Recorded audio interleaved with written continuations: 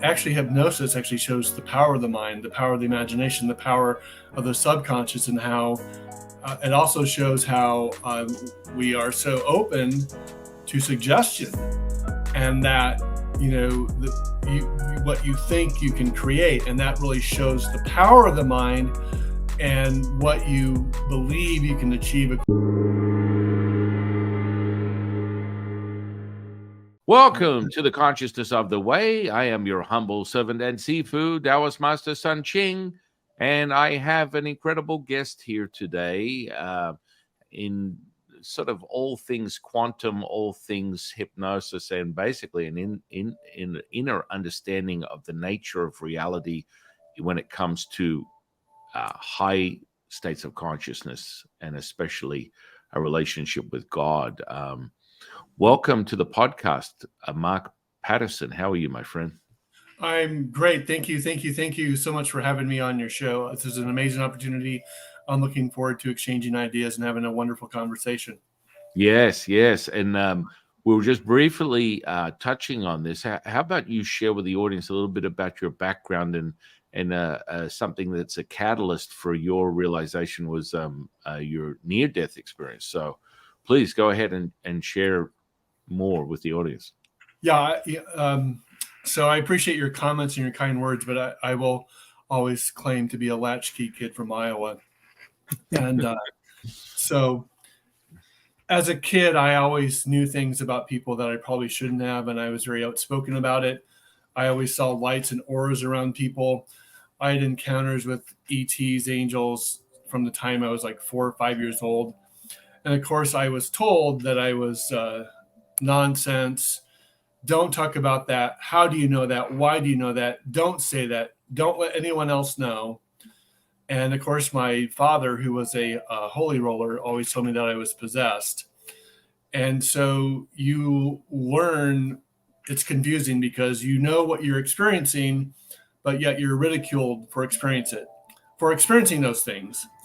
And so I chose, by the time I was 12, 13 years old, to start doing alcohol and drugs because I didn't want to feel the stuff anymore. I didn't want to hear the voices anymore. I didn't want to see the stuff anymore. I didn't want to be told over and over again that I was fucking crazy, And so that accumulated to a high school party when I was 16 years old in 1986 at the Canterbury Inn in Coralville, Iowa, where I was trying to impress my older classmates and my friends. So I chugged a fifth of vodka, 4 beers, 2 glasses of wine, and I think 3 or 4 wine coolers in about 90 minutes. Wow. And that's pretty impressive, my friend. Yeah. So,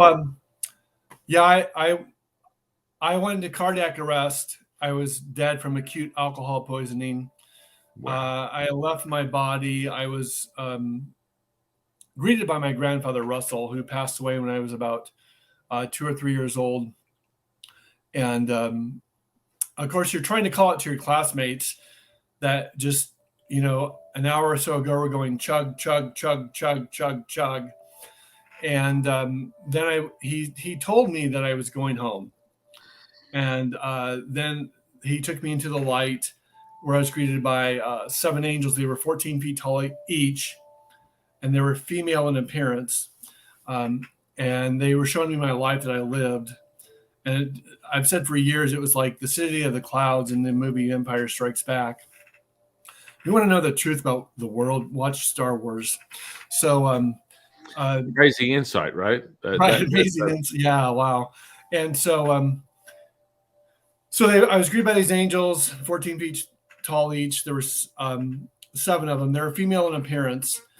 And they were, anyone that's had a near-death experience, they talk about this life review that you do. Mm-hmm. And they asked one simple question, which was, how does that relate to love? And everything in life becomes your opportunity to express love. The word forgiveness is forgiving your love away no matter what happens to you.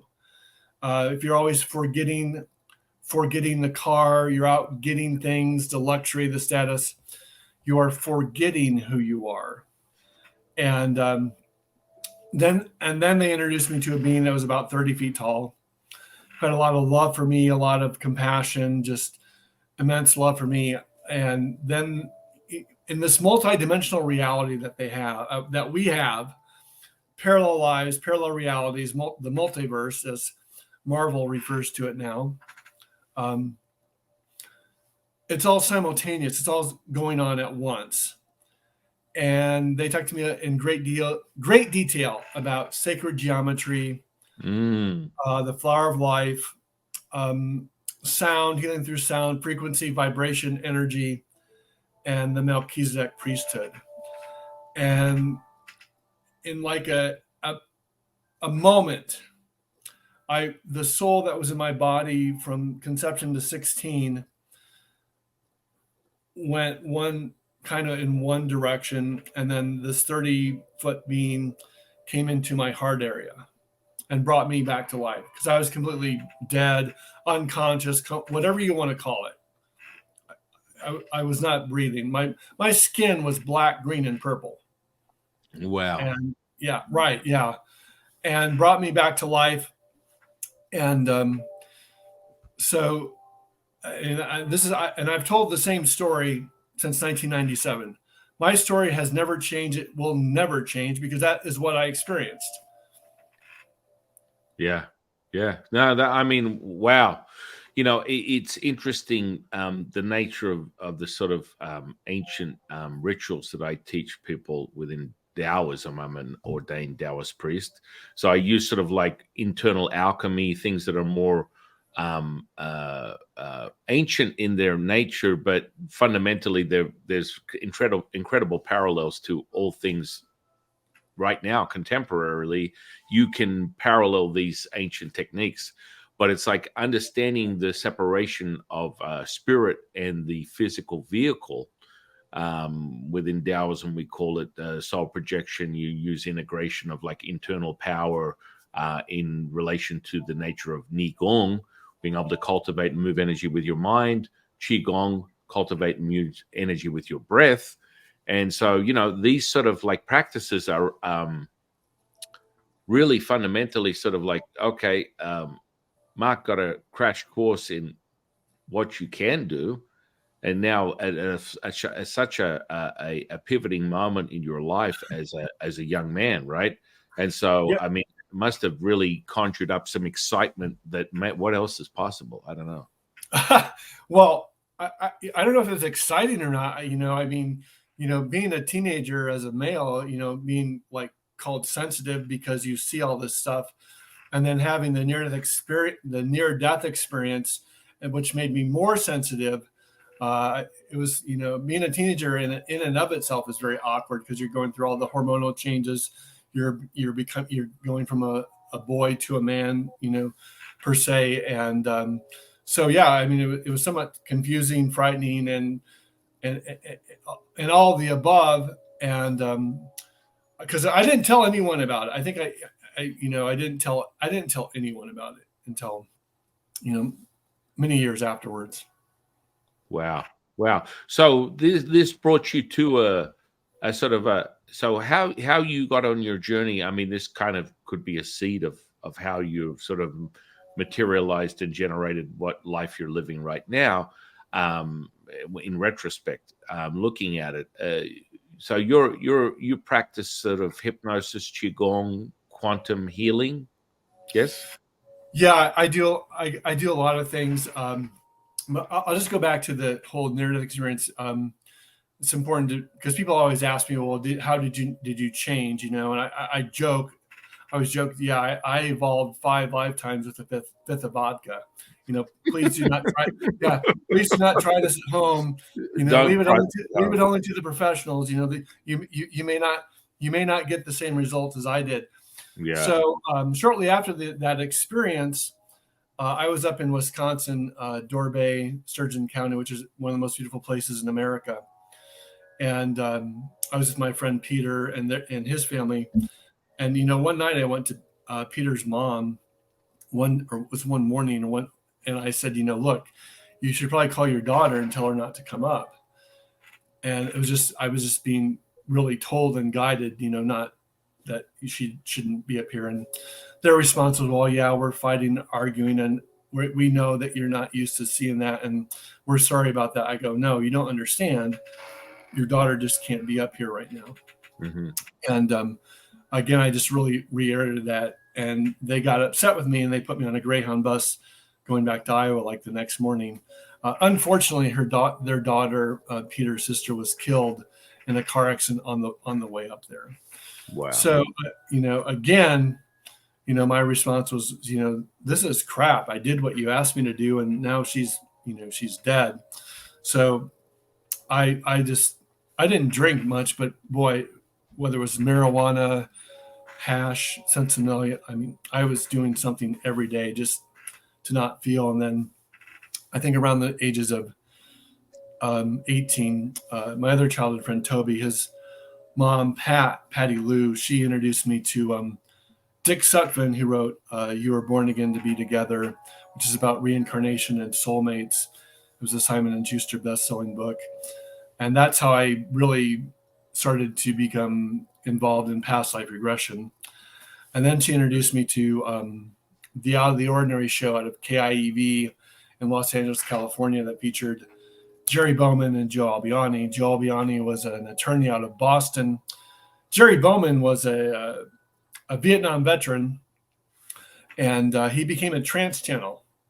So very few people have heard of Jerry Bowman, but most people know who Shirley MacLaine is. And Shirley MacLaine's channel was Kevin Ryerson. And Kevin Ryerson was a medium who was channeling John the Apostle from the Bible. Wow. Well, Jerry Bowman would channel John. And after a few times of watching Jerry Bowman deliver messages from John, I found that John was coming to me and speaking to me.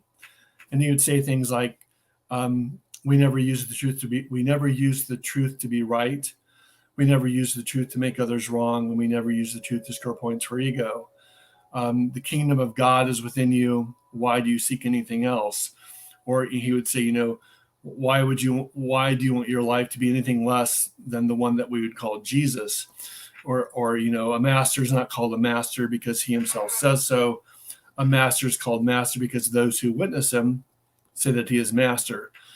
Well, when you're 18 years old, 19 years old, there's too many blondes, there's too many brunettes, there's, I always say Ric Flair, woo, there's, too many sporting events, there's too many distractions. And you go, 30 some years later, you go, man, maybe I should have listened more. Maybe I should have paid attention more. I say it with jokingly, because I did pay attention to what he said. And from about 18 to 25, John and Lazarus both gave me a lot of information. Wow.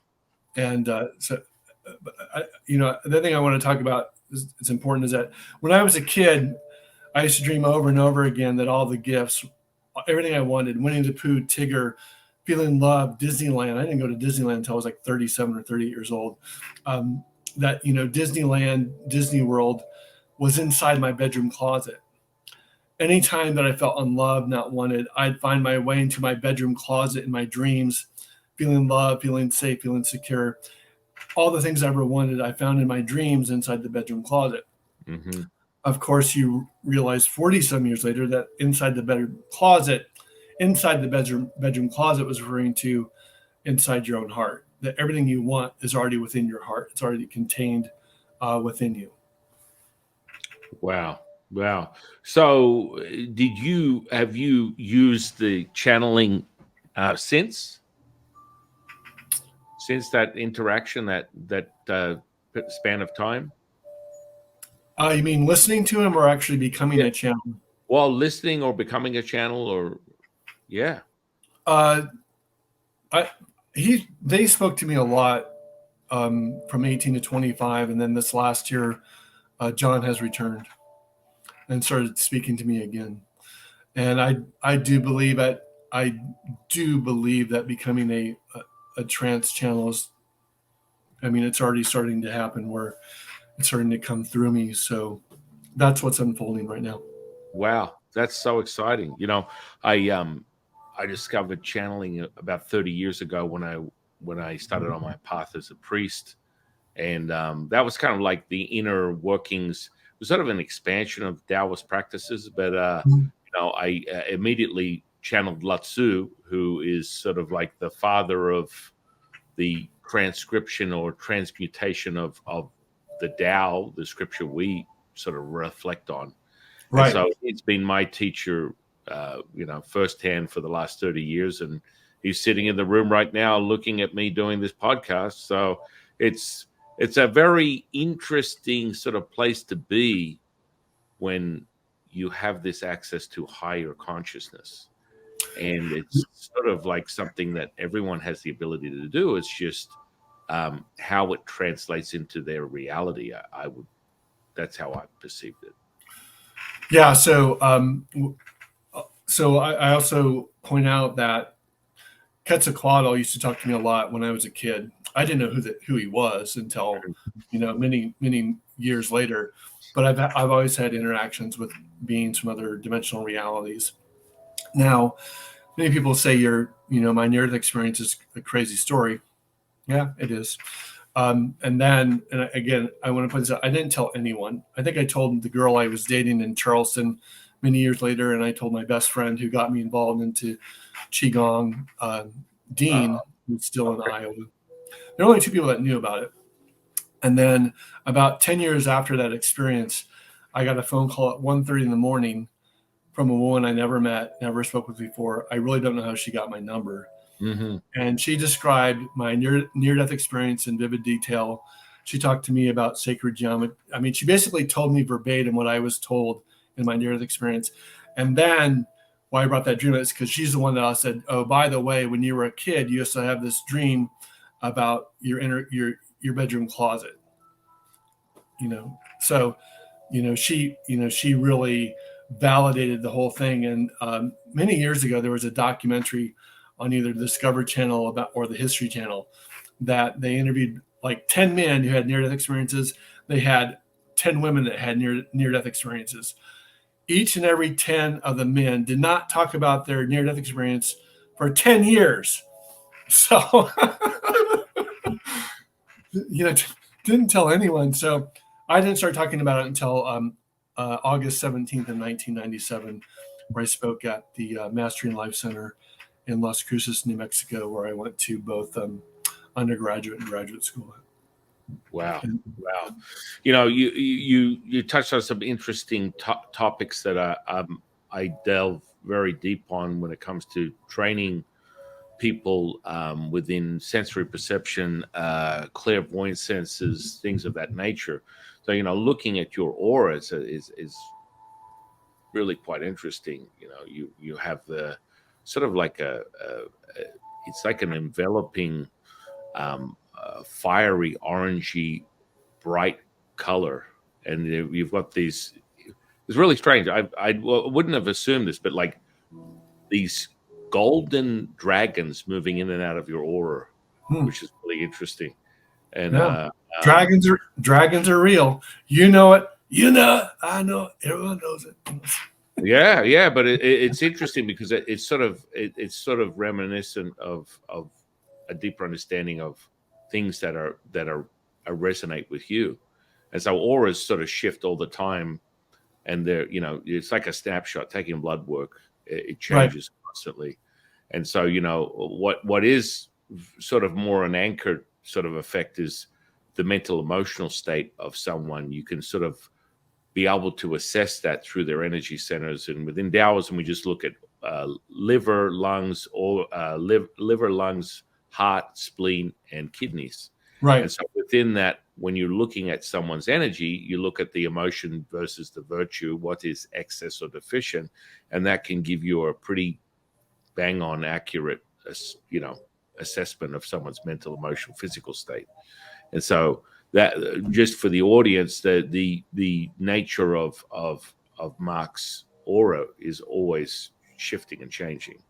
And so those types of things can be expressed in, out, and around him at all times, depending upon what he's resonating with. So just right. So I guess it's a chameleon-like quality, right?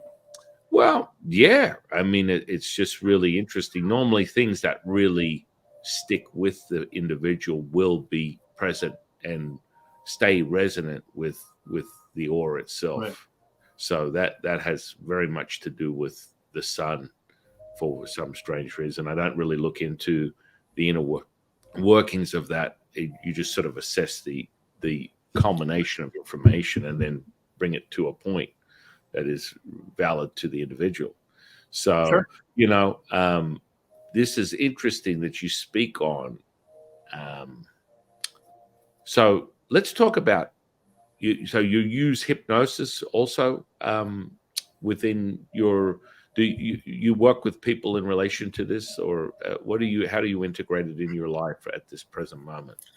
So sure. So going back to Dick Sutphin, who wrote "You Were Born Again to Be Together," which is about soulmates and reincarnation. I've talked about this for years. Karma and reincarnation were removed from the Christian Bible in 553 AD at the Second Council of Constantinople by the Nicene Decree. And so I'm aware of other past lives, and I've had visions of them. I've dreamt about them, and so I went and saw Dick Sutphin and his wife at the time, Tara, in Sedona. I saw him in Sedona like in 91, 92, 93. I saw him in Chicago like 93 or 94, somewhere around there, and really trained how to do past life regression. And so many of our quote traumas, unresolved issues, our blockages relate to unresolved issues from previous lifetimes. So let me give you an example of that. Let's say that you have a woman that can't conceive a child, and no matter what they do, all the therapies don't fail. Well, what if in a previous lifetime, like in the mid 1800s, she was forced to give up a child and put the child up at the doorsteps of a church because she couldn't take care of it. So there's a part of her that thinks there's a subconscious energy block that thinks that if she gives a child again, she's going to lose it. So her body's going to do whatever it can to prevent that birth from happening. And then once you regress, when you get back to that awareness, you have that catharsis, that emotional release, and then the lady can conceive a child again. Or if you have another woman that no matter what she does, they can't lose weight. Well, they've had 3 or 4 lifetimes where they starved to death, so they have the pattern, the unconscious pattern, that I'm going to starve to death. And we tend, we tend to have the energetic patterns from other lifetimes, and we bring them forward in our current lifetime. Well, that's why it's such a powerful tool for transformation. Yeah. Oh, absolutely. I mean, it's not normally within the model of how I teach techniques. I normally give people past life readings, and it may be similar in the nature of how you would regress someone into a somnambulistic sort of state of trance. I tend to just have someone, you can sit down, whatever, boom, I'll just dip into a deeper understanding of who they are by switching on their energetic field, and they'll keep their eyes closed. And as I transmit the information, they're able to see it as a movie in their mind. And so I normally go last 9 lives leading up to this one is pertinent to assess enough information to have a realization of what's really going on right now. And, there's a lot of epiphanies that take place as they start to move their pieces together. And that seems to work fairly well. But I love the past life regression processes that you use within a hypnotic state that seems to be very popular. It has been for many decades. I think who was the spearhead of that? Was that Dolores Cannon back in the day, or the idea that hypnosis is a gateway to something greater? I know you're like raise your eyebrow. I kind of raise my eyebrows when I talk about the synchronicity of the heart and the brain, and someone goes, "Oh, that's coherence. Is that Joe Dispenza?" No, oh my goodness, please. This stuff has been around for thousands of years. Yet all of a sudden we've got these coined definitions of what they are because other people have discovered them through their own journey. Please speak on that, Mark. Well, yeah, Dolores Cannon did it, but I'm going to go back to Dick Sutphin. Dick Sutphin seems to have trained everyone. I mean, he's the one that trained Dr. Brian Weiss, who's probably the most notable one, who's gotten the most recognition for doing past life regressions in the last, 10, 15, 20 years now. He probably, I don't know if he did or not, but he probably trained Dolores Cannon, but he was training people back in the 70s on how to do it. And he's the one that really brought it to the forefront, and he made Sedona or people will blame him for making Sedona the new age mecca that it is. I lived in Sedona for 15 years, but I haven't been there in 8, and I don't think I would go back unless there was a really prominent opportunity to go back. Yeah. No, it's interesting. It's almost like people, the idea of coining hypnosis, even though if I had to look deep into the definition, may have probably come from a Latin word. Who knows? I mean, I'm not really that concerned about that. It's a state of consciousness, a sensory perception. Right. But people, when they use that word, there's enough rippling effects of generational acceptance of fear that you're going to start barking like a dog or look like an idiot, that you start using that in a sentence when you're what I mean. You understand exactly. Well, yeah, because I mean, when I was an undergraduate and graduate school at New Mexico State University in Las Cruces, I did lots of shows back then. Sweet, and get people to do the crazy things. But my real question would be to point out that everyone's on their cell phones. Everyone is. This is what I'm just laughing. I'm laughing. I don't mean to interrupt you, but everyone. I mean, everyone is just glued to their screens, and they're oblivious to anything that's going on because, and that's exactly what George Orwell wrote in 1984. They'd be so stuck to their screens they wouldn't even look up and notice what had happened to them until it was too late. And that's kind of unfortunate. That's where we're at right now, is that people are, that there's like this frequency that's on those cell phones that people just lock into, and they're in a hit. We don't have to worry about. I'm not saying this to be cruel or demeaning, but we don't have to worry about a zombie apocalypse. People are already walking around in a trance because they're glued to their phones. Smartphones haven't made people smart. They made people not very smart at all. It becomes this becomes their reality. What a beautiful observation, because I always ask people, it's like, if I ever get on that topic, and it's not really something that I delve into because it's not something that I really spend a lot of time on. I mean, it's a trance state, which is just another sensory perception, another level of consciousness, and how you get there, you can define it in a certain way.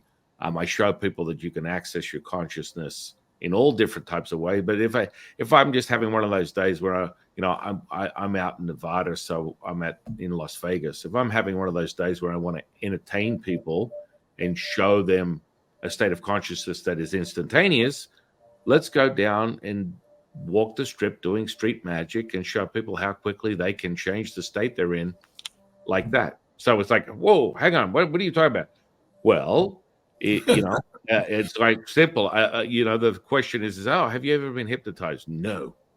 Really? Yes, you have.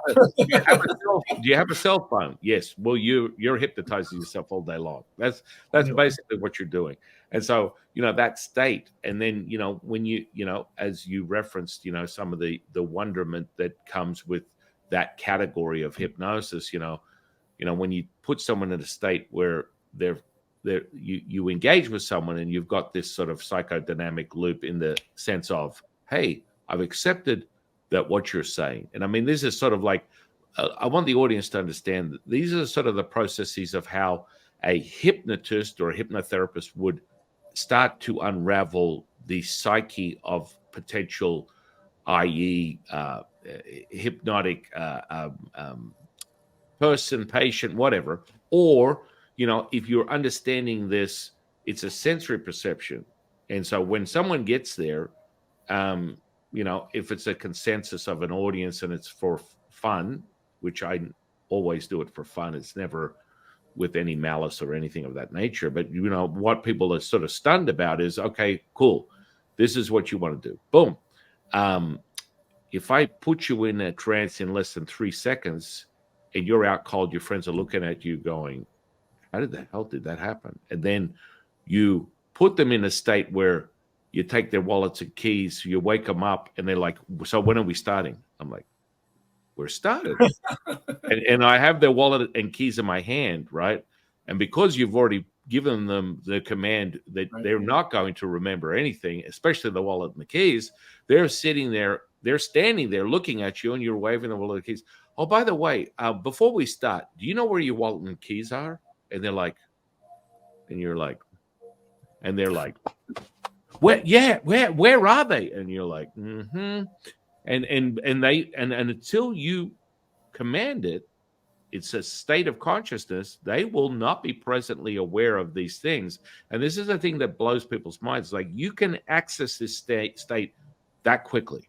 And so what I would like to say, and I'd love to hear Mark's opinion on this, is that what that shows me in the nature of that individual is how powerful they are to access a focus point so quickly. That's actually a very powerful state of consciousness that they can use to their benefit in their lives to create instant change. But at that moment, what they're experiencing is what most hypnotists, stroke therapists, psychologists would call a reverse hallucination.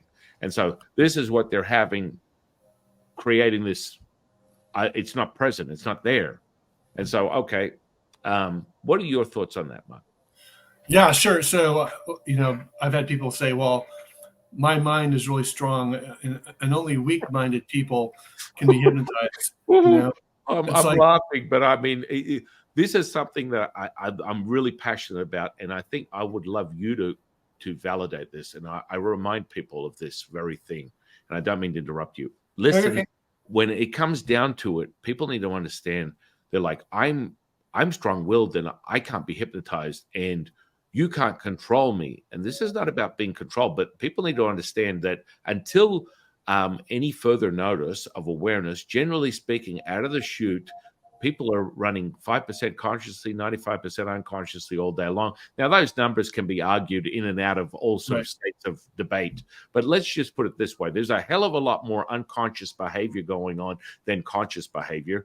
And when someone says they can't be hypnotized in my free will, which is the measure of their consciousness, which is rather small compared to the unconscious, puts you in a state of, and this is what blows people's minds when that happens, because as someone that's entering trance, you use, going back to the regression of the epiphany that is, the godfather of all motivational speaking, the spearhead of NLP that he pretends it never started that way, Tony Robbins, back in the 70s when, they created that whole system. Right. It's a system. It's just nothing more than a system.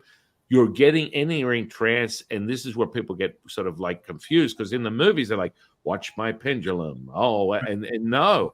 You can literally what I call prime someone with a few words spattered into a sentence that they're listening to you, but unconsciously they're taking in all your information that you want them to have. And so then all of a sudden people are like, I can't be hypnotized. Their friends are like, they said they can't be hypnotized. And you go, sleep. And then they're like, what?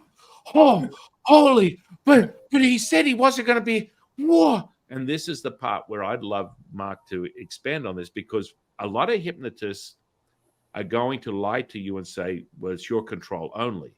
It's your control when you are aware of it. People need to understand this. This is the part where when you're aware of it, you know what you know, you don't know what you don't know. And that's the part where people get all delusional about it, because if you have someone that understands these mechanisms, they can absolutely put you in a trance. And it's not something to be scared about, but understand your free will is determined by your conscious state. Please expand. Right.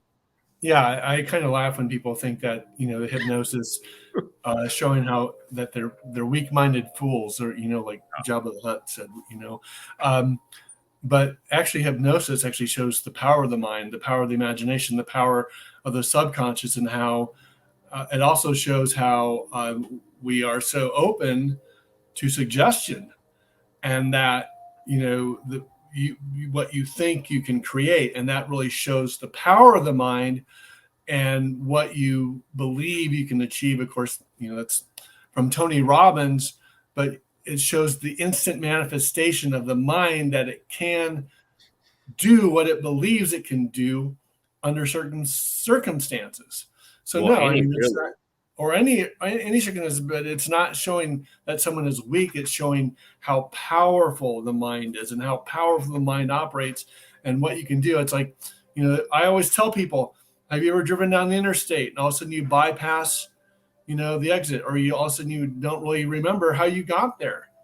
They go, yeah, of course. Did you lose control of the vehicle? No. Well, the same thing is true. It's just that is an example of a trance state that you are commonly in. Or if you watch a movie like Lord of the Rings or something like that, you get so entranced in the movie, someone will walk in the living room and you don't even hear them. It's because you're just you're bypassing the subconscious, and it's showing the hypnotist like Don Spencer, who's the world's most famous street hypnotist.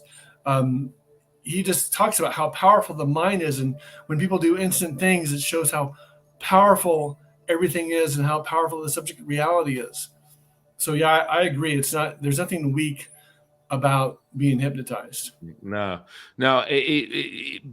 For me, using the ancient practices, internal alchemy stuff that I do with Taoism, it goes right back to my monastery in China and the deeper nature of this stuff that's literally been handed down from generation to generation for thousands. Now, I would argue, within Chinese culture, we're going back to,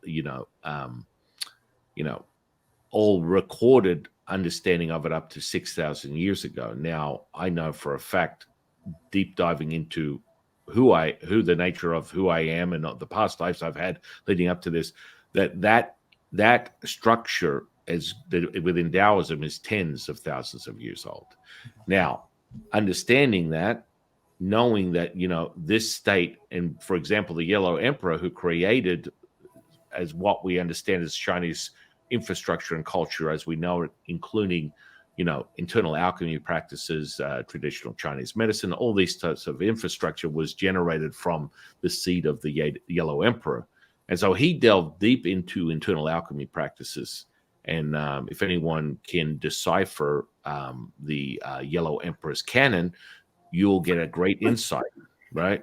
A great insight as to what is going on with the mystical, magical properties of energy, frequency, and vibration, which is basically what was given to him from the universe, the whispers of the universe that generated the very creation of the Chinese culture today. And so, understanding that, that state of trance is another state of consciousness. So within those practices, what I was getting at is, I've witnessed over the last 30 years, hundreds, probably, I would say probably between 1,000 and 2,000 different forms of miracles that people would define in all ways, shapes, and forms. And once you start cultivating in these frequencies and these dimensions, they are far more repeatable than people would like to believe.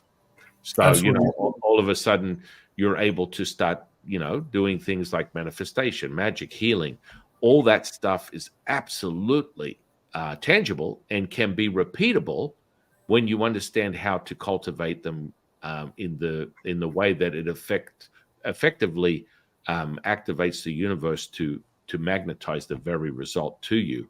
And that comes in physical, mental, emotional, spiritual. What say you on that topic? How's your experience been with that? As far as being able to transform and the mindset and have such a focused consciousness, speaking of Tony Robbins, I've done he used to, when I was in Del Mar, he lived 2 doors down. And I've done a couple of fire walks with him. I did one with one of his trainer, but I think the most transformational thing I've ever done, besides being dead for like 22 minutes, was walking on 75 feet of shard and broken glass. Yeah. Without having a single nick, cut, or scratch on my feet. I mean, that's just to get the mind, because you have such a powerful mindset, the mind over matter, and just believing. And what happens is if you focus on the broken glass, you're going to That's get exactly cut. what you're going to get. That's what you're going to get, right?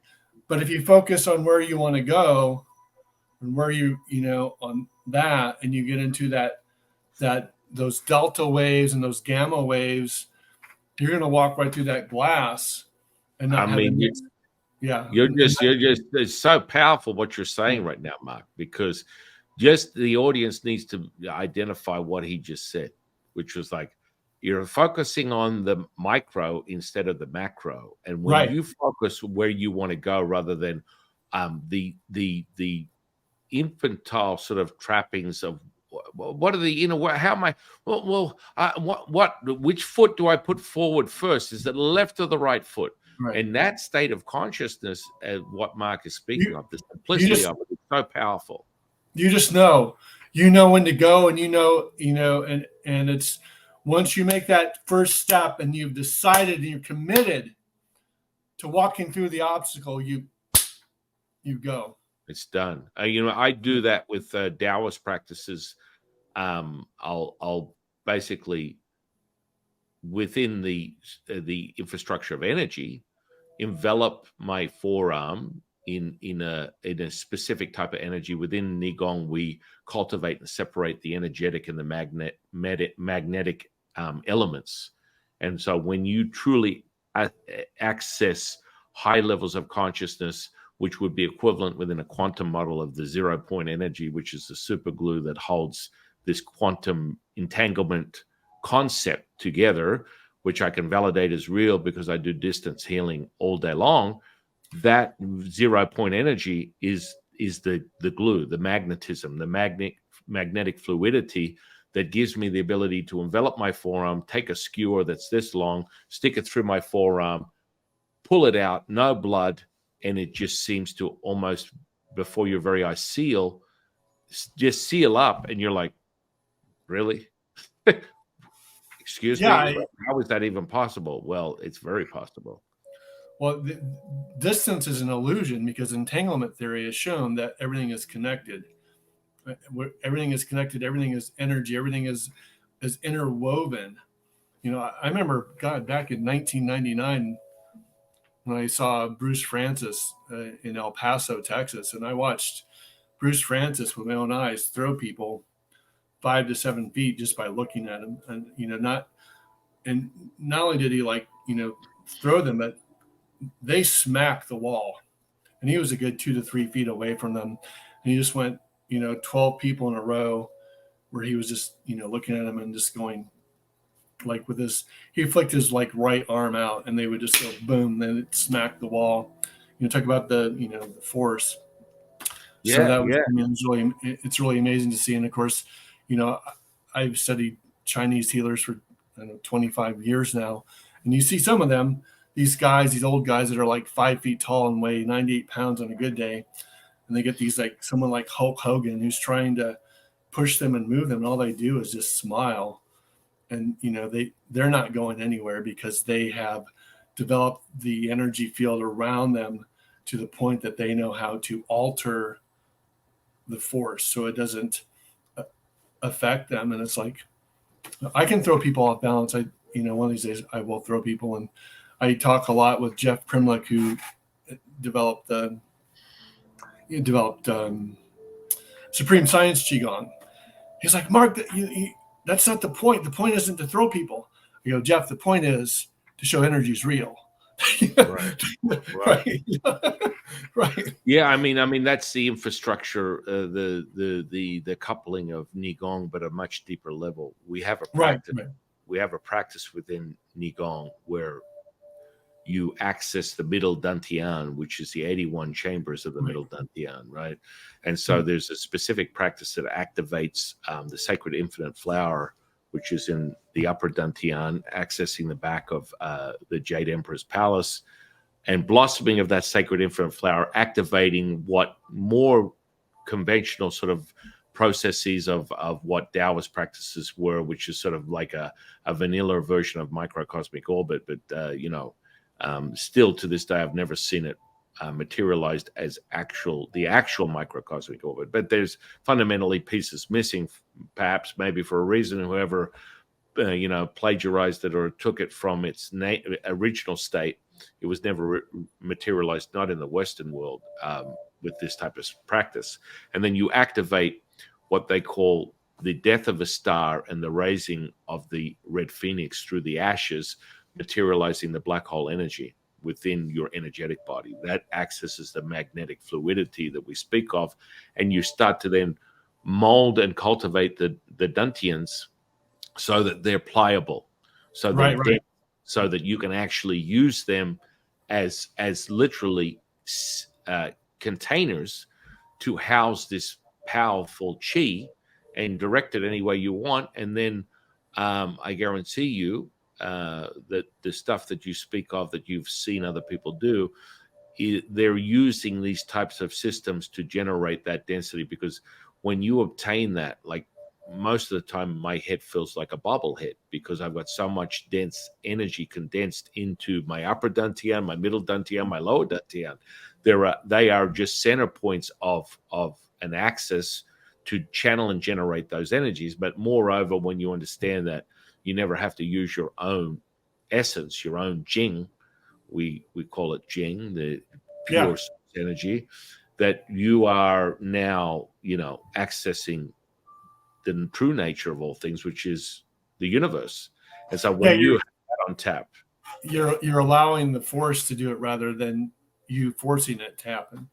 Yeah. I mean, that's one of the things I always, I'm biased, I'm a Taoist and all that kind of stuff, but still I believe our internal alchemy practices are second to none. I've never seen any system that even comes close to the nature of Taoist internal alchemy practices. And when you acquire the skills that anyone can acquire, if you're being shown how to use these skills, it's like, you do the sorts of things that we're talking about, moving people. I mean, generally speaking, I can teach wet 50-pound woman that is like 5 foot high how to drive, a 1-inch punch into a 300-pound gorilla and throw them across the room.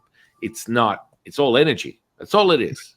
And when you understand how to transmute it, it goes any way you want. That's psychokinetics that you're speaking of when, you see someone sort of move their hand and then people ripple out into the room, is a layered state of awareness and a sort of like an acquisition of more over something that you would be familiar with, which is kind of like ideomotor response. So understanding that once you connect with someone's aura, which we're all connected, and you have that person's attention, it is so much easier to transmute that energy. And so you will have side effects like, I mean, I do this a lot with people just to sort of create consciousness, have them close their eyes. I play the puppet master in another room and start moving the energy, and they will move their body with the energy and how I dictate it with my hands. This is a connection, an understanding of that. And then it transmutes into even more profound things. Like I like to use I'll take a coin, I'll take them down to the MGM Grand down here on the Strip, take a coin, put it anywhere in this 5,000 room hotel, and I'll find it. Wow. Like, oh, yeah, okay, sure. But this is like to demystify it for someone that doesn't understand it. We could call it a divination, an understanding of sensory perception. It is nothing more than what someone as a hypnotist or a therapist would call ideomotor response. Your thought in your mind has already been generated. So that thought form from a Taoist has been projected into the field of consciousness. Right. And when you access that, you're now the barometer. So I just access their thought form. They already know where it is. And I use their physical body to determine the excess or deficiency, creating the balance. And it's literally like moving like this, and you will watch them as they move away or towards the object, and you just follow the item. Right. And so they take you right back to it. And it's like, hang on, how did you get in my head? It's just there. It's undeniable. Yeah, because a lot of times, like I will be doing a past life regression with someone, and I'll see what they're experiencing, or if I'm just talking to someone, and I always ask people, like in therapy, well, what did you always want to do when you were growing up as a kid? It's like, like a lot of times, like I'll pick up on that. Like I had a lady the other day that she always wanted to be a veterinarian. I was like, you really love animals. That's your connection. She's like, oh yeah, yeah. So you probably always wanted to be a veterinarian, right? Yeah.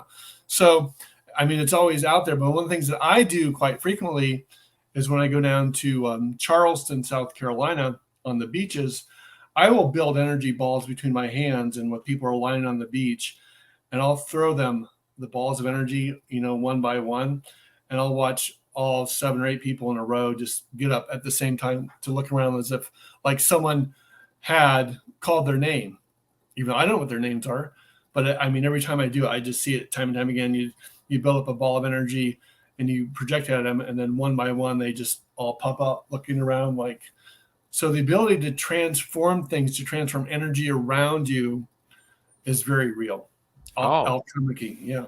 1,000%. That's the alchemy, the inner understanding of the nature of the universe.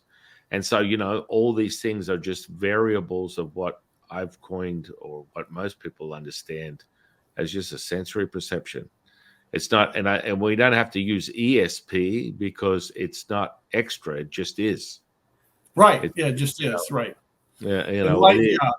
Enlightenment looks just like this. Yeah. I mean, it's just that's just fundamentally how it is. So now you mentioned the quantum healing. So do you use that on people also? So what happened, because I've done qigong for 25, 26 years now, and I've taught it for the last 7 or 8 years. November of 2020, during COVID, I was downloaded a pretty powerful breathing technique, and that's kind of what I teach people, and it's on my website. I mean, it's free; they can look at it.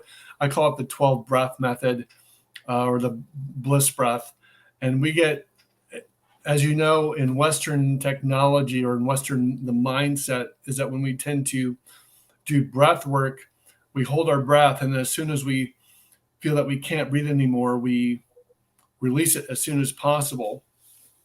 But what I get people to realize, if you would just relax a moment, and instead of breathing out, you would breathe in more and hold it in more. And then when you get that urge to breathe out again, just relax. You're not going to die.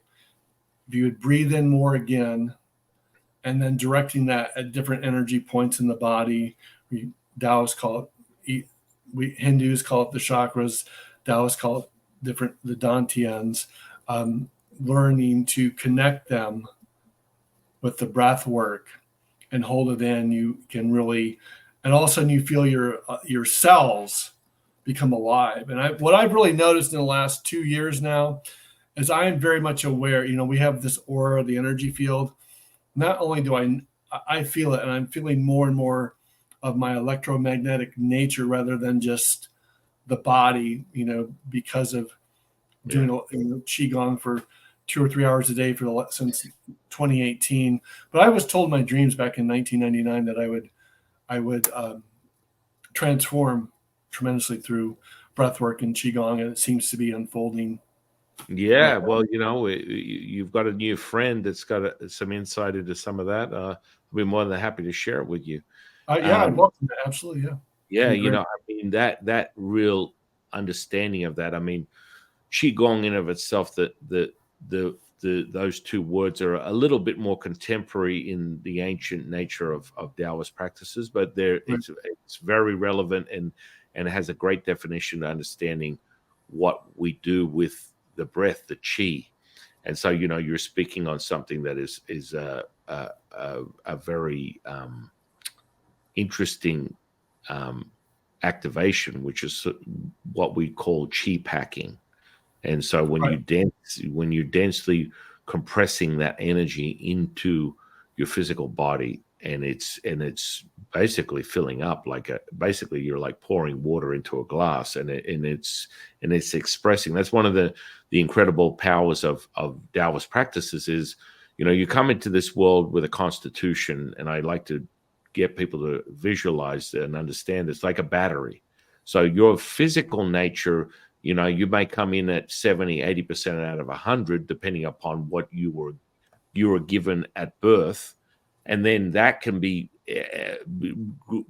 developed or taken away from depending upon life choices you make. But understand this: once you discover Taoist practices of cultivation, you can take your battery up to 100% and then take it from 100 to 1,000% and stay there and live there in this bliss and abundance, an infinite sort of like state of saturation within the cell itself, being able to harness that energy. And so that's really where, we use more commonly, just like, microcosmic orbit, we have basic breathing techniques like primordial breathing, embryonic breathing, things of that nature. And then, understanding that I can clearly see from what Mark is speaking of, when I get people to a certain level of consciousness within their own practice, they start to understand, and they shift into being able to breathe from consciousness. It's no longer a physical thing. It's like you move from the physical thing, get outside of the body, which you're going really inside. You're going inside to go outside. Right. Yeah. Right. The more you go in, the more you realize that you can, the physicality of these mechanisms start to not be even relevant, and you start breathing from consciousness. So the respiration that you thought you couldn't access, and I can tell you from what Mark is speaking of, is that it sounds like a great breathing practice. That you're starting to breathe from consciousness. So this physical stuff becomes irrelevant. To my knowledge, the only beings on the planet that are conscious of their own breath are dolphins. Right. Yeah, we're not even. We claim to be the most intelligent. We're not. We're not. We're not even aware that we're breathing. I mean, we're just. Yeah. We are on autopilot, and So. Yeah. I mean, it's that transmutation of that energy. You get sort of like people at the time. I briefly touched on having access to a guy back in the 80s by the name of Dynamo Jack. I don't know whether you heard of this guy, but he was at the moment someone that was able to transmute energy from his physical body and set things on fire. You know what I mean? Right. Yeah. There's a lot of hokey stuff over. If you sit on YouTube, you can see it all day long. People just, basically full of the old proverbial BS. But that's an actual a technique of psychokinetics, pyrokinetics. There's the ability to do this as a sensory perception that you just develop if you understand how to develop it. And quite frankly, the simplicity of it is, if you just accept it, it will be. And in that sort of nature of things, that's generally how quickly you can acquire that sensory perception. But if you're still perplexed and you're in your humanness, your personality, your mindset, then you find, people like myself that teach these sort of techniques to a greater understanding.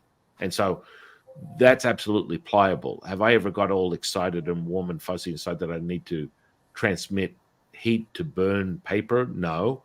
I've gone to as far as when I get my teachers like Latsu teaching me. Moreover, when it comes down to that type of stuff, that's directly from highest purity, which is one of the three pure ones within Taoism, and they're the keepers of the cosmic creation. So highest purity is the keeper of magic, and he resides in your lower dantian, and he cultivates high yin energy. Moreover, directly related from the moon. That's a whole nother story. We can go on and get layer. But in essence, understanding that nature, it's like, bending metal and all that kind of good stuff. It's a state of consciousness. And so when you see me bending a spoon, it's not like a Uri Geller sleight of hand mind trick, which a lot of people do in the state of magician illusionist sort of category. I'm talking about taking a piece of metal in your hands and transmuting the actual metal itself into a form that will melt like butter before your very eyes. That's completely tangible. It's a state. And you know when you do it, it's like you feel the resistance, and then you drop into that state of consciousness, and it just goes. And Yeah, and yeah. So so before doing the glass walk, one of the exercises that we did was to take a 200-pound test rebar, and you put one end here, put the other end in another person's throat, and you build up the chi, the light, whatever you want to call it, and there has to be an absolute knowing and trust, and you both feel at the same time. And when that happens, you walk together, and that 200-pound test rebar that's covered in rust, like you just said, collapses. flexes. Yeah, It yeah. just flexes like that. Yeah, Yeah. yeah. I mean, as you spoke of the glass thing, I normally do that party trick, take a light bulb and start eating it. And it's all, I don't really care how I get your attention for consciousness. We can go in all different ways, shapes, or forms, or Right. perhaps maybe a physical healing. Let's go right to the chase, cut to the chase, and watch physical flesh transform before your very eyes. That's a state of consciousness, just like the bending of the metal, just like in it's nothing I haven't seen in 30 years of my natural born life. I've seen it all. You name it, I've seen it. And it's like there is nothing that is not possible if you choose to allow yourself to experience it. And I just witness these types of things as miracles all day, every day. And they're so profound, the realization of it. And, it's part of the nature of, the exciting stuff that we're into, Mark, is like realizing that you can access these states of consciousness. But, most people would say in hypnosis, there's a degree and limitation of what is possible. And that's sort of like maybe someone that doesn't have the same mindset as you and I. But I Right. quite frankly, that's just an entry point that can open up to any possibility. What do you say on that? I just think that we don't really know the true potential of the mind yet. Yeah. Yeah. I just think there's so much unknown. They say that 95% of our brain is turned off or dormant. What is that other 95% used for? I mean, I see auras, I see things that most people don't see. It's not an illusion. What we can get in our heads about calling this reality an illusion. It, you know, the Mayans called it an illusion because we only see 2% of the light spectrum. There's 98% of the light spectrum frequency out there that we don't see. We know that dogs hear sounds that we don't hear. We know that bees see colors that we don't see. So who's to say what's not possible, or why can't we do those things if we only see 2% of the total reality out there? Yeah. Yeah. I mean, like I said, I've seen it. I've seen gangrenous feet turn back to pinky flesh color in like 40 minutes. And, I think the delayed reaction of my like WTF moment is probably why it took so long. But, and once you move through this stuff and time again, doing the dancing with the spirit world, that's just my regular occurrence on a daily basis, interacting with these types of energies all day, every day. And so, it's far more common now than say 10 years ago, 20 years ago, when you and I first started all this 30 years ago. People now, they're like, oh, I'm a channeler, I'm a healer, I'm a whatever. And that wasn't the case. You sort of like hold close to the nature of how you think and feel, because you don't want the scarlet letter to be drawn on your forehead due to Which probably was in a past life, right? right. As what's his name? Crockett would say, from Miami Vice. you're 3 cents short of a dollar. You know what I mean? You left your groceries at the meat market. You know what I mean? Right. That type of state. You know, it's and that's really not going on anymore. I mean, you could literally look up on the internet, and Yelp has got 500 healers, 500 psychics, mediums, channels, blah blah blah blah blah blah blah blah. I mean, people are like, "Oh, this is normal." Yeah, as it should be, as you and I know it, as we've been, ambassadors to this state of consciousness for decades. But now it's kind of come full circle where who hasn't come across this type of stuff at this point in one way, shape, or form? And sort of like that's the exciting part about being alive right now within the human state of consciousness is this, wow, what's next? Which is really exciting because you can literally train yourself to stay in that state and manifest and create magic and healing. Yeah, because it's all right here, right now. Yes, yes. Everything is right here, right now. Yes, brother. Yes. I mean, and that's the multi-dimensional model of realization that everything is happening instantaneously in all dimensions, and there's a million versions of you that can basically acquire whatever you want, whenever you want, however you want, and that can be conceptual, it can be realized. I would stay with the latter and realize that if you cultivate this stuff and it's palpable to you, and that's why the energy component is so critical, because a thought and a feeling and an emotion are the three ingredients that are the every second of every minute of your reality. Now, what do you do with it? That feeling is not an emotion. Most people categorize it as the same. It is very much different. And so that one is a catalyst to the other.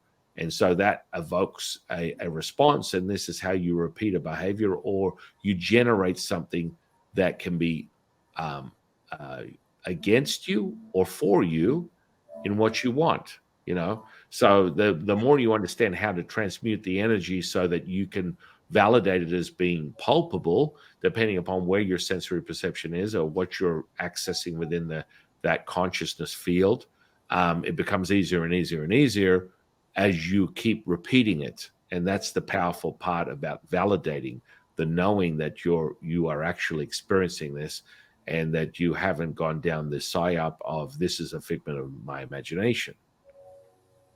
What are your thoughts on that? Yeah, I agree 120%. I think that we are programmed or so entrained to we think that what we see on TV is real, or what we do is we have learned to identify ourselves with things that are really not who we are. We get ingrained of, like, we make a mistake 20 years ago and we're still stuck on that mistake, or we had a bad experience 20 years ago and we're stuck on that bad experience, rather than learning how to be fully present in the now, because now is all there is, and everything is now. Everything is here, right now, and we're in this illusion of who we think we are. We never, if you don't take the time to develop your awareness, your consciousness, you're not going to expand. And I think that's what people are most afraid of, is expanding, because the old saying is, the devil that you know is better than the devil that you don't know. And and the other thing is that we're in this illusion that we have to control everything. If we're not in control of it, I don't want to do it. Or if I'm not going to be successful at it, I'm not. If you don't try things, how do you know? What? Or we wait till everything's perfect before we take action. You're squandering your life away if you don't always wait for the right things to be right. You'll never do anything. You got to take risks. You have to be willing to jump. It's all about taking that first step. If you don't take the first step, your life isn't going to change. Yeah. And I mean, that's that turning point of awareness. And so your current model for helping people is you use hypnosis and past life regression, any type of healing. What do you normally use in your practice with people? Well, yeah, the reason why I got involved in speaking at conferences and expos all over the world for 20 some years is because I was mainly known as being a sound healer. And what I do is I channel pure tones that come through me, resonate with Syrians or the Hathors over in, I've been to Egypt a few times. Hathors are at Dendara. They have the big elf ears, and they're the goddess of music and joy. And so these beings come through me that channel pure tones that represent the crystal singing bowls. And that's what I sound like. People have called me for years the human singing bowl. And I can, for God knows a reason, to hold notes for a very long time. Maybe if I focus my mind, I could be an opera singer, one of these days. But, and what we have found with those tones is that it clears the energy field. It breaks up pain because we carry all this crap in our energy field. The reason why people don't sleep at night is because they carry all their stress in their energy field. Well, you're in a conflict with yourself because you don't know how to let go of it. You don't have to let go of what you've processed throughout the entire day. And so when the tones or the bowls, come through me, what that does is it clears everything out so that people can actually let go and relax. So I do the sound healing, the sound therapy, and then, of course, I've done hypnosis since 1991, 33 years now. And mainly I focus on past life regression. And that really gets to the core of traumas, cores of blocks, cores of self-sabotage, why you keep doing the same crap over and over again. You end a relationship and then 6 months later, not only get the same relationship, they even look like the person that you got rid of 6 months ago. It's because the energy is still there. The energetic karma, the energetic lesson is still there until you heal it or resolve it or let go of it. Yeah, wow. Amen to that, brother. It's crazy. The sound is so powerful. I normally use visual audible stuff, create a kinesthetic response with sound. And of course, you understand the inner workings of that from an energetic perspective, from a neuroplasticity perspective, understanding how you use that. I'm in Las Vegas or the Vegas nerve to generate this sort of response, right? And it's so powerful. It's like the maestro to your every cell in your body, minus someone arguing whether you access the spleen or not. But that's neither here nor there. Once you're energetic, you experience everything. And so, that's so powerful. The sound aspect, really, really powerful. It's so interesting. Well, yeah, just real quickly. So the word universe means one song. The word person is Greek for through sound. The Hopi and Anastasies were said to sing to their crops, producing kernels of corn the size of most men's thumb. James Redfield in the Celestine Prophecy talked about singing to your plants to make them grow. Greg Braden talks about Chinese qigong healers dissolving a golf ball sized tumor using qigong and sound in 3 minutes, and that's on an actual videotape. Well, that's very famous because that comes from the medical qigong hospital from where I trained at in China. So this is just sound. Right. So, but here's some reason why sound is so important to you, I, and the entire planet. So Dan Carlson was a farmer in Wisconsin. And they use RIVE technology, which is basically using sound and frequencies to treat cancer. Cancer is just a dense vibration. So modern medical doctors right now use gallstones and kidney stones and sound waves to break them up, right? You have a dense form. You hit it with a higher vibration, it breaks it up. Someone who's alto soprano, they can break glass with their voice. And so they use RIVE technology to reverse her cancerous tumor. Well, he became fascinated with sound and frequency.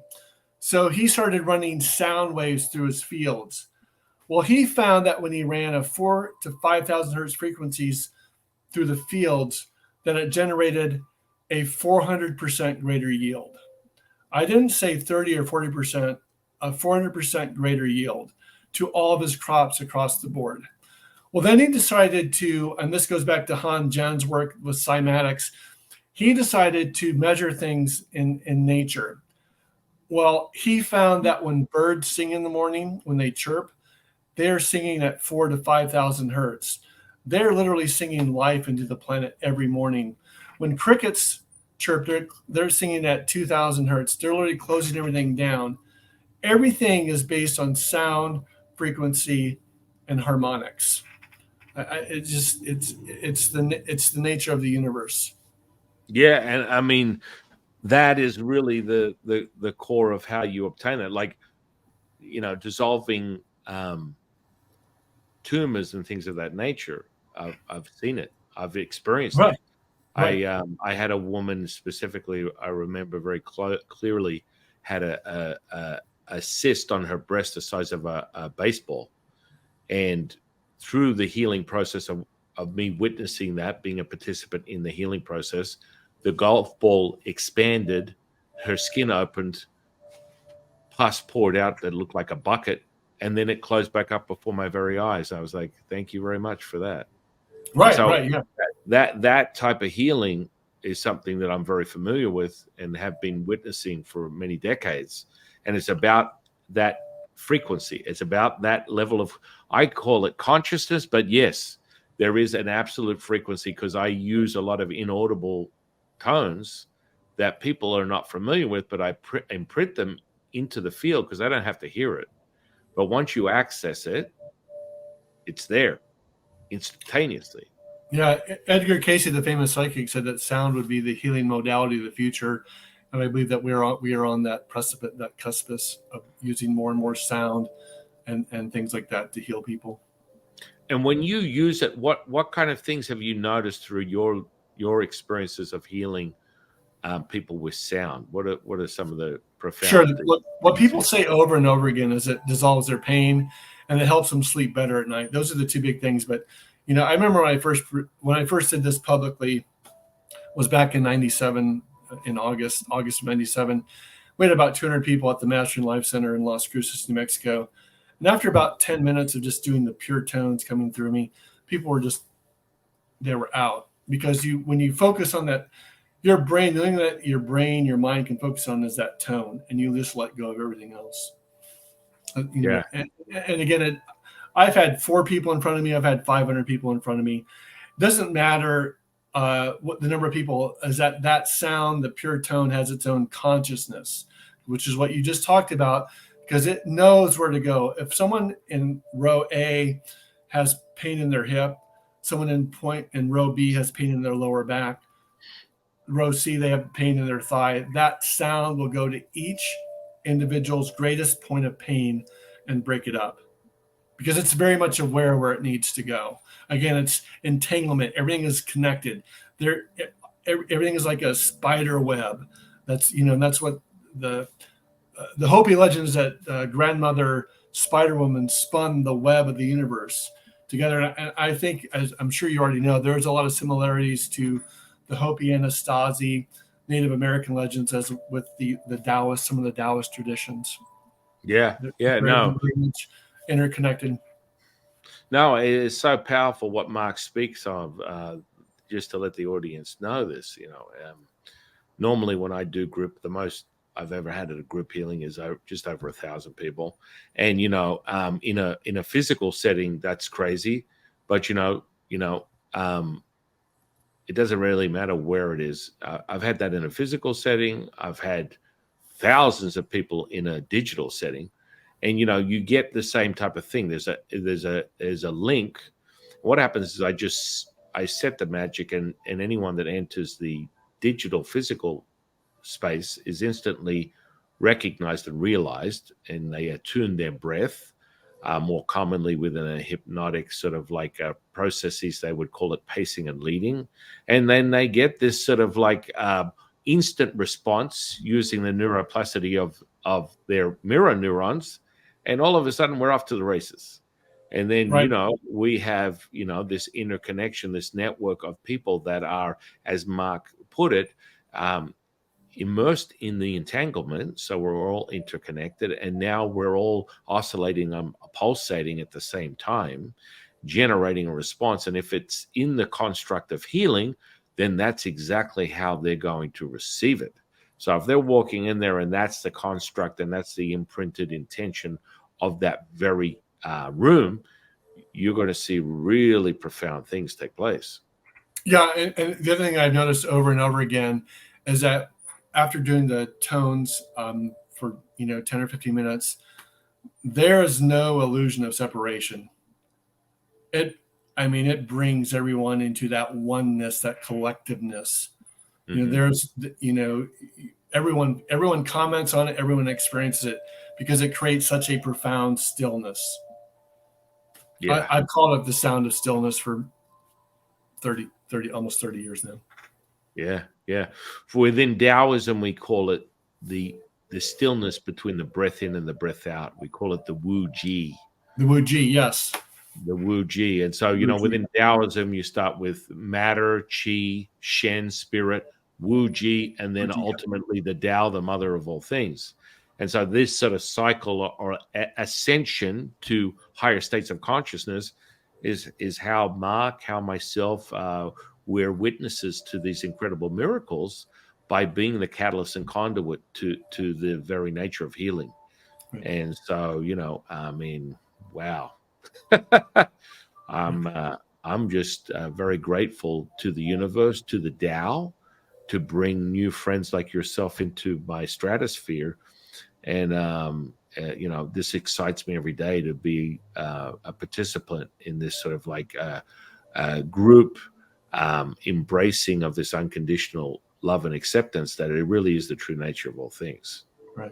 No, I appreciate you having me on. It's just been such a tremendous conversation. I'm looking forward to hearing from you some more. We can exchange some ideas or information. I would love to know more about what you do. And yeah. No, absolutely, my friend. You have a bestie now.